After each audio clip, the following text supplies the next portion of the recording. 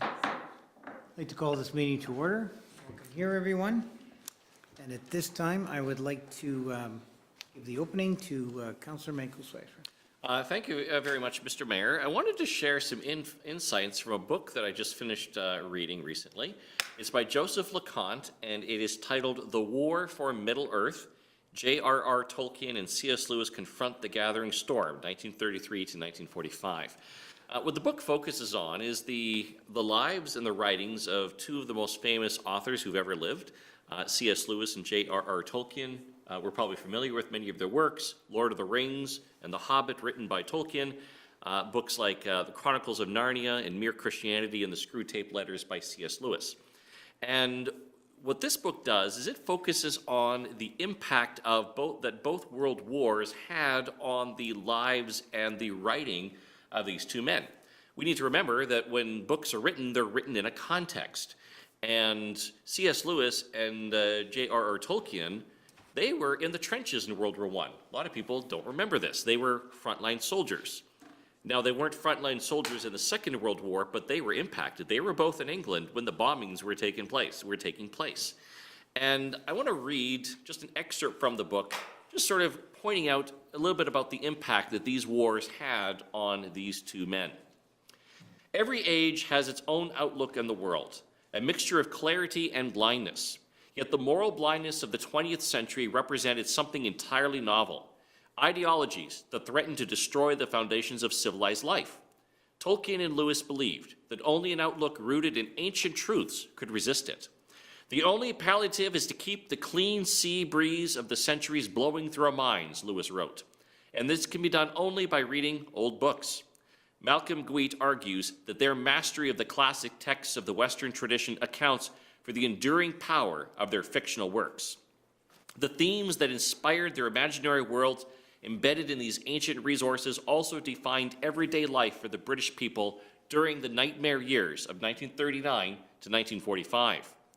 Tolkien began writing The Lord of the Rings in December 1937, and despite the ongoing anxieties and terrors of wartime, nearly finished it before the Allied victory in 1945. Its length, over 500,000 words, allows for a rich mix of compelling personalities, evocative landscapes, invented languages, poetry, ancient histories, all supporting an epic story of moral complexity. In one of Tolkien's summaries of the book's plot, he identified themes that were obviously important to him. Rumors of troubles in the great world outside reached the hobbits, he wrote, especially the rise again of the enemy. There is the breaking up of the company and the reappearance of the Black Riders in still more terrible form. There are the politics of the defense of the West and the machinations of the wizard Saruman, who has turned himself to evil and seeks for domination. There is the apparent disaster of Frodo being struck down by the monstrous spider, yet there remains the figure of Sam and his supreme, plain, dogged common-sense heroism in aid of his master. The contagion of war, the lust for power, the existence of radical evil, and the courage required to resist it. The catastrophic events of war brought all of these concepts into focus.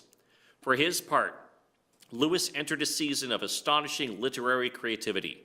Throughout the war, he labored seemingly nonstop to produce works of both prose and fiction that explained and defended historic Christianity for the modern mind. With a speech from Hitler ringing in his head, he set out to write a diabolical fantasy about the stratagems of the devil to corrupt the human soul. Outraged by a modern grammar book that effectively annihilated the concept of truth, he produced a defense of the moral law as a check against nihilism. Stunned by the humanistic appeal of pseudoscience from authors such as H.G. Wells, he wrote a science fiction thriller that recast the biblical concepts of the fall, divine grace, and redemption. With Great Britain still enduring bombing raids by the Nazis, he traveled to London to deliver radio talks expounding the core doctrines of the faith. And after taking into his home English children displaced by the Blitz, he conceived of a children's story involving a magical wardrobe, a white witch, and a fearsome lion. So I knew the general context, but I really learned a lot by reading this book and seeing just how much the world wars impacted the writings and the lives of these two men. And it got me thinking about our own lives and the work that we do here in council. Each of us is molded by things that we've experienced in our own lives. We've all experienced hardships. We've experienced losses. We've gone through difficult things together.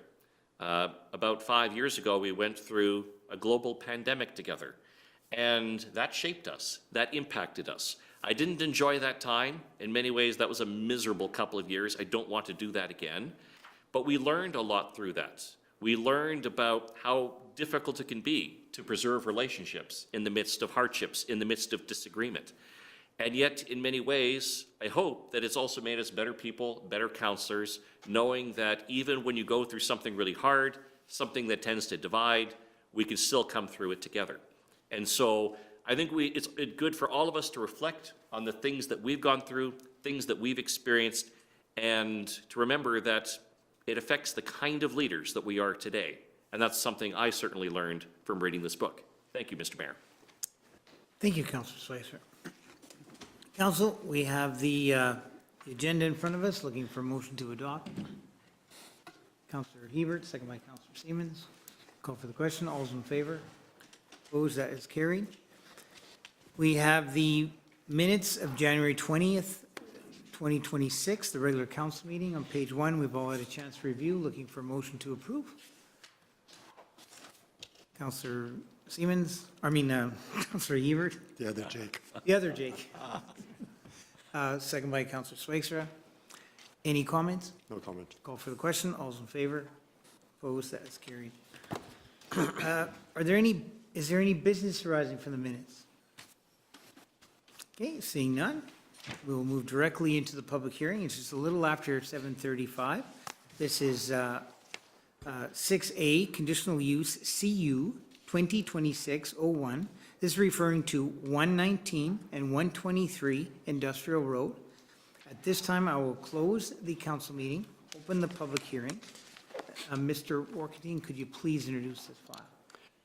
Thank you, Mr. Mayor and members of council. The file number and subject property civic address has already been provided. The owners of the properties are 683-1576 Manitoba Ltd. and Reimer Agencies Ltd. And the applicant for the conditional use is Waldo Neustaedter. Purpose of the conditional use application is to allow a social services facility to locate on the subject parcels.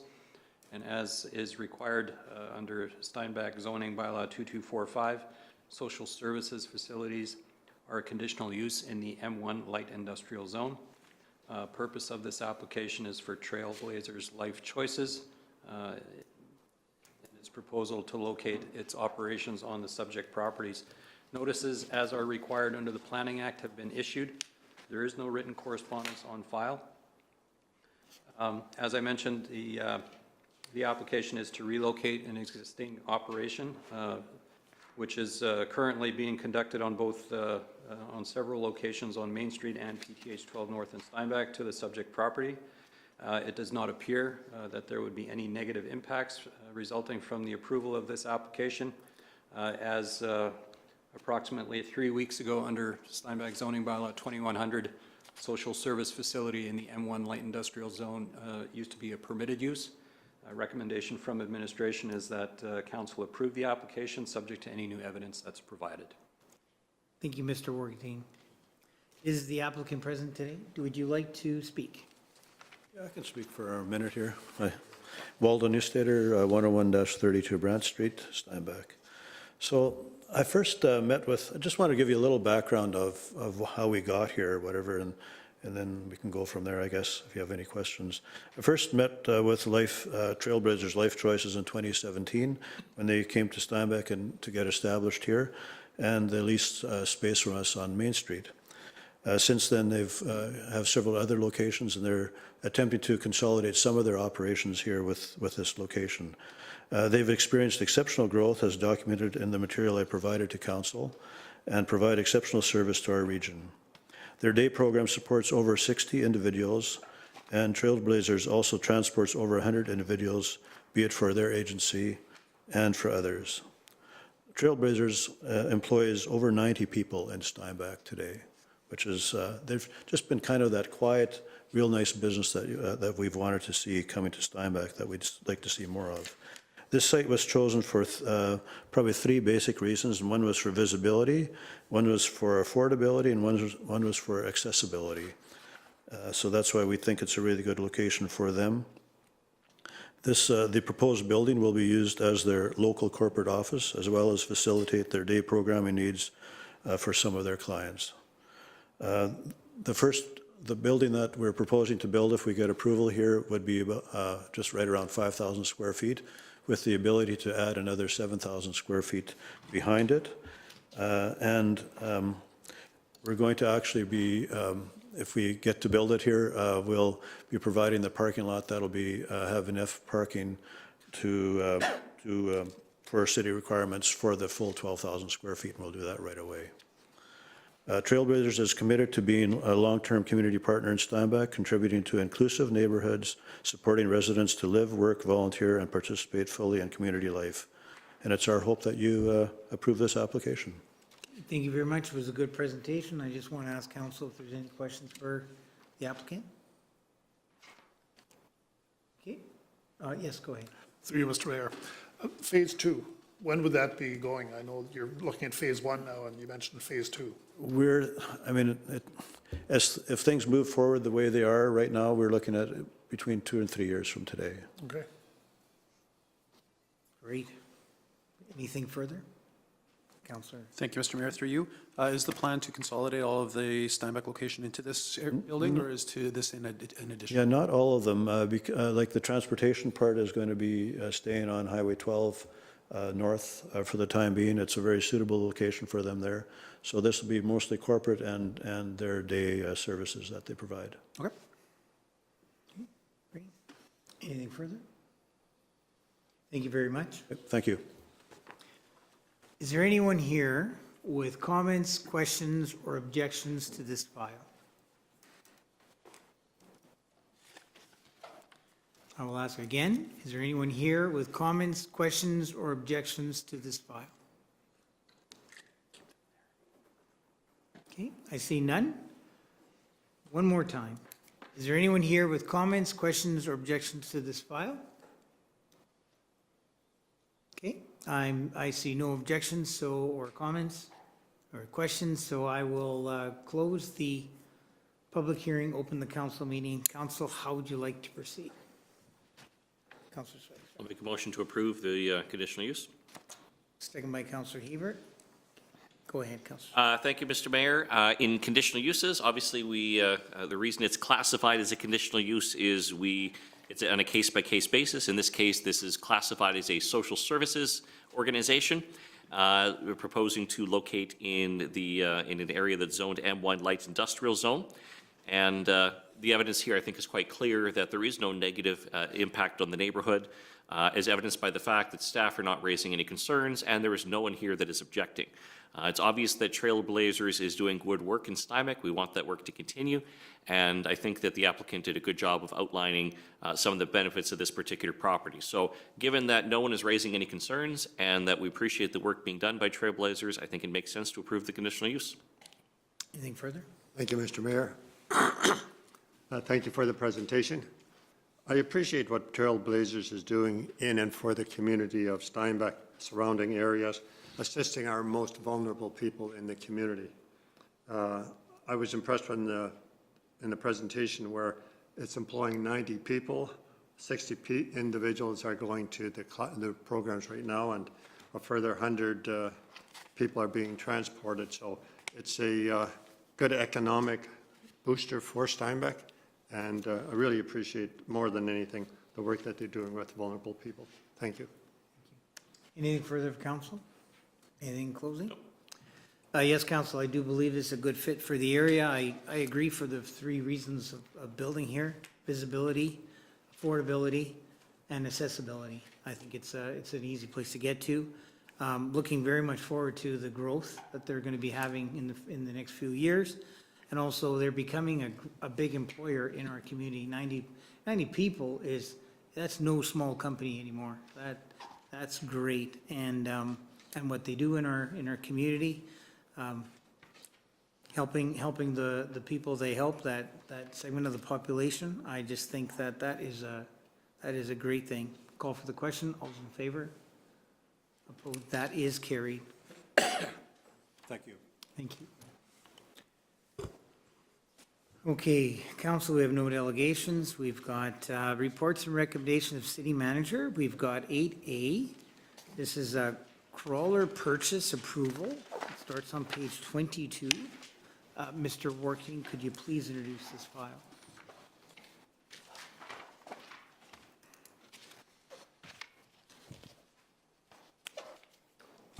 Thank you, Mr. Mayor. The item under consideration is the purchase of a solid waste department crawler.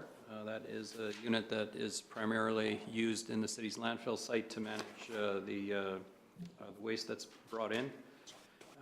Pricing from two vendors was solicited for the replacement of the city's existing unit. The current unit is a 2020 John Deere 755K chassis, and it's reached the end of its useful life. Of the two bids received, recommendation is to approve the purchase of the new crawler unit from Brandt Tractor for the gross price of $665,000 less a trade-in allowance of $145,000 for a net price of $520,000 plus EST and GST. Recommendation is in accordance with the city's purchasing bylaw and policy, which requires any purchases exceeding $350,000 to be presented to council for approval. Thank you, Mr. Working. Council, how would you like to proceed? Motion to approve. Second by Councillor Penner. Go ahead, Councillor Siemens. Thank you, Mr. Mayor. Our landfill continues to grow and we need equipment. This is a replacement crawler to move the product around.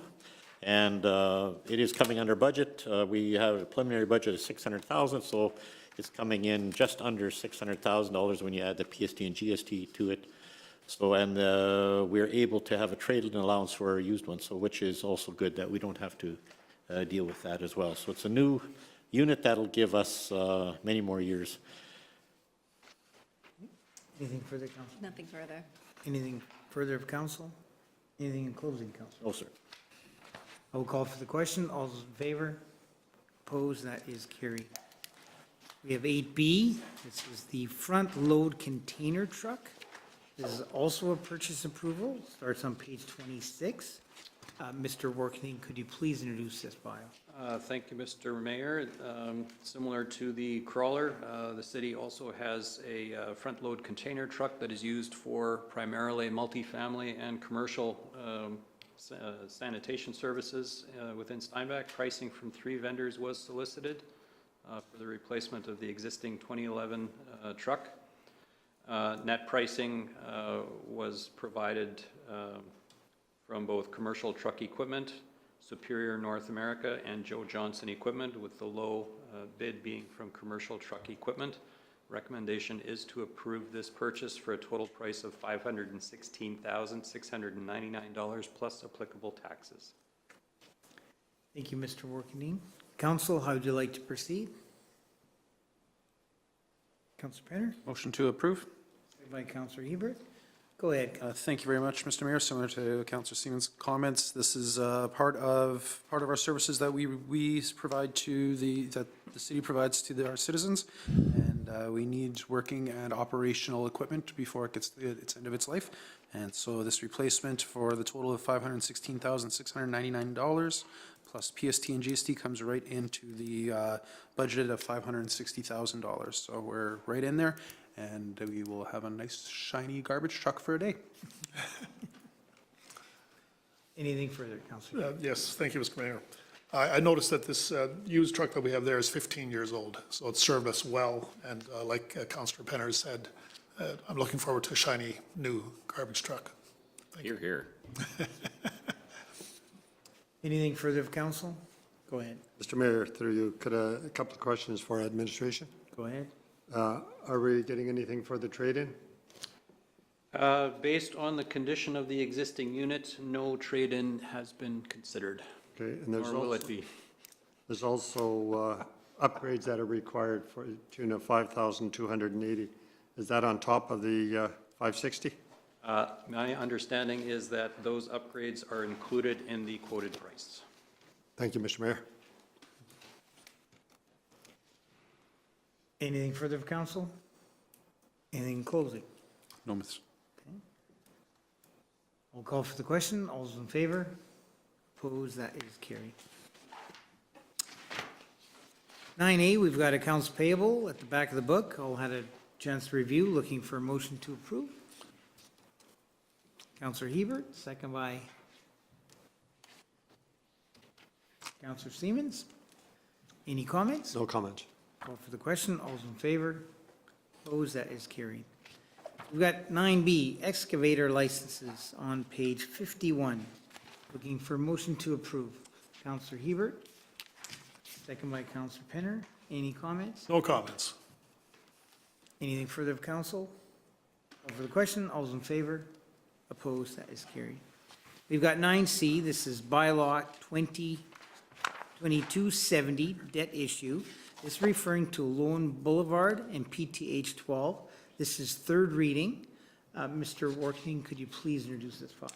Yes, Mr. Mayor, bylaw 2270 was presented to council some time ago for consideration of first and second reading. That is the debenture issue for the city's project to improve the PTH 12 and Loewen Blvd intersection. Municipal board has now approved the proposed borrowing for $3 million to be repaid over a 5-year period at a rate of 3.83%. Recommendation is for council to give this bylaw third reading. Thank you very much, Mr. Working. Council, motion to approve by Councillor Zwaagstra. Second by Councillor Siemens. Go ahead, Councillor. Thank you, Mr. Mayor. As noted, this is a component of the funding that we needed in order to complete the upgrade to the PTH 12 and Loewen Blvd intersection. This is a bylaw that had been before us some time ago that we gave first and second reading to, and as a standard with the borrowing bylaw, it then has to get officially ratified by or approved by the municipal board, which they have approved in this case, so now we can give it third reading. Total amount is $3 million. That was the amount that we had authorized, and we of course have to budget under the assumption at the time that the interest rate could be up to 7%. But of course, that's not what we're paying. We're paying 3.83% per year over the 5-year period, which is a very good rate. Nothing further. Anything further of council? Anything closing? No. Council, call for the question. All those in favor? Opposed? That is carried. We've got 9D. This is bylaw 2271. This is also a debt issue. This is referring to Southeast Event Center. This is also third reading. Mr. Working, could you please introduce this file? Thank you, Mr. Mayor. This particular bylaw, as you mentioned, is a proposed debenture issue for funding to complete the construction of the Southeast Event Center. This borrowing will authorize $2.5 million to be allocated to this project. Municipal board again has reviewed this proposed borrowing bylaw and has approved. And accordingly, council may now give third reading to this bylaw, and it proposes that the $2.5 million to be authorized be repaid over 5 years at a rate of 3.83%. Thank you, Mr. Working. Council, how would you like to proceed? Councillor Penner, Motion to approve. second by Councillor Hebert. Go ahead, Councillor Penner. Thank you very much, Mr. Mayor. This is the motion to approve the $2.5 million in borrowing to put the final touches onto the event center. Whenever you have a large project such as this, the hardest part is always getting it across the finish line. And the $7.5 million that was originally put out as a debenture was done fairly early in the project. Administration came to us and said that they might need up to $5 million, and everybody sharpened their pencils on the project very well, and we only had to put out a debenture of $2.5 million for a rate of 3.83%. And as this is the last one, we can officially say the event center will be paid off in 5 years, which I don't know if many communities that can say that. So I'd like to officially thank everybody that's been part of this project and to put this together. Anything further? I'll just add, I'm very excited about the whole project being done. That's it. Anything further of council? Anything in closing? Nothing further. Yes, council, this was a substantial project, biggest one that we've ever done in Steinbach's history. And to have 2 debentures totaling $10 million that's phenomenal. I know Councillor Damon Penner had said that it's paid off in 5 years. There's not too many communities that can say that, but there's also not too many communities can say that they can build a $76 million complex with $10 million worth of debt. And that is definitely a testament to how our city is run, decisions that we've made as council, and the community that came forward with donations for this event center. So it's a job well done by all people in Steinbach. Call for the question. All's in favor? Opposed? That is carried. 9E, we have subdivision 4451, 2022, 8586. This is by resolution. It starts on page 66. Mr. Worthing, could you please introduce this file? Thank you, Mr. Mayor. This is an application for subdivision that council has seen before, so it is, I guess, in a way, a bit of deja vu. Council did approve this particular subdivision in September of 2022. And under the current legislation, subdivision approvals are in effect for 2 years with an option to extend for a further year to allow applicants time to complete the required conditions for the subdivision. In the case of this particular subdivision, it is reaching the end of its eligibility period, and unless council amends the approval and requires a further revision of the existing development agreement to reflect current conditions that are in place today that weren't reflected 3 years ago, the applicant runs the risk of having to reapply and start the subdivision process over again. By reauthorizing the subdivision approval, subject to the execution of a revised development agreement, this would permit some additional time for the applicant to complete the required conditions, and recommendation is for council to make that approval. Thank you, Mr. Worthing. Okay, council, so we're looking for a motion to approve this amending so we can provide the applicant with additional time to complete. Councillor Siemens, Motion to approve. second by Councillor Hebert. Go ahead, Councillor. Thank you, Mr. Mayor. This is a project that has been on our books for quite a while already, but what's been holding up this project has been the Manning Canal, the public reserve that is on either side of this development, and that is with the provincial government. And we've been working together with them, and it's been taking some time to come up with an agreement. So all this does is it provides opportunity to extend this project without having to reapply. Under our current zoning bylaws, they have to reapply after a certain amount of time, but now we can actually, through this revised development agreement, then it extends time so that the city can come up with an agreement with MTI on how to manage the Manning Canal. Thank you. Nothing further. Thank you. Anything further of council? Call for the question. All those in favor? Opposed? That is carried. Council, we have 9F. This is to appoint a tax sale manager, revised resolution. It's on page 70. And the resolution is to appoint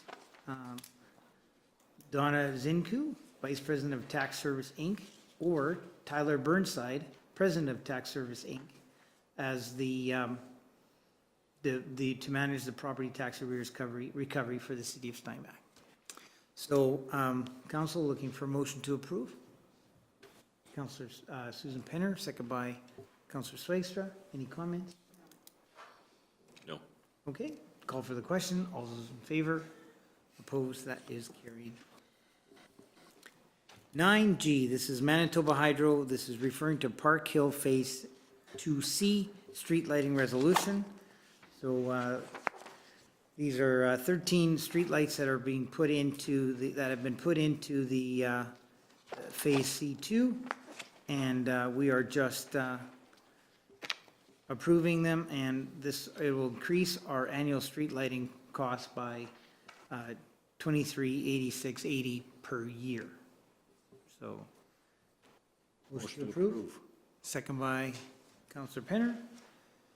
Any comments? Yes, a couple of comments. I think it's important for us to continue with our streetlight program that we have everywhere else in Steinbach, and this is an agreement with Manitoba Hydro. I do want to point out, though, that this letter is addressed to the city of Steinbach, but in the body of the letter, we're still called the town of Steinbach. Maybe Manitoba needs to know that we incorporated as a city in 1996, and or potentially the writer of this letter has fond memories of the town of Steinbach. Anything further? Thank you very much, Mr. Mayor. It's important for the safety on roads to have additional lighting, and this is something that will do that. And I'm also glad that they gave us an annual streetlight cost, because now I have ammo for my kids when they leave the lights on at home. It does significantly increase the bill. It does. Yeah. It does increase our budget. Anything further, council? Anything close? Call for the question. All's in favor? Opposed? That is carried. Council question period. Are there any questions of council today? Okay, seeing none, we'll move on. Correspondence petitions, we've got 11A, Recovery of Hope. This is referring to workshop sponsorship request. Council, would you like to proceed? Take his information at this time? Please. Okay. 11B, we've got Seine Rat Rosa Watershed District. This is the minutes of December 16th, 2025, and January 1st, 2026. Council, would you like to proceed? Take his information. And 11C, this is Seine Rat Rosa Watershed Winter 2026 newsletter. Council, again, I would recommend we take his information. There's no other business. Looking for a motion to adjourn. Councillor Penner, second by Councillor Hebert. Call for the question. All's in favor? And the next council meeting is Tuesday, February 17th, 2026, 7:30 p.m.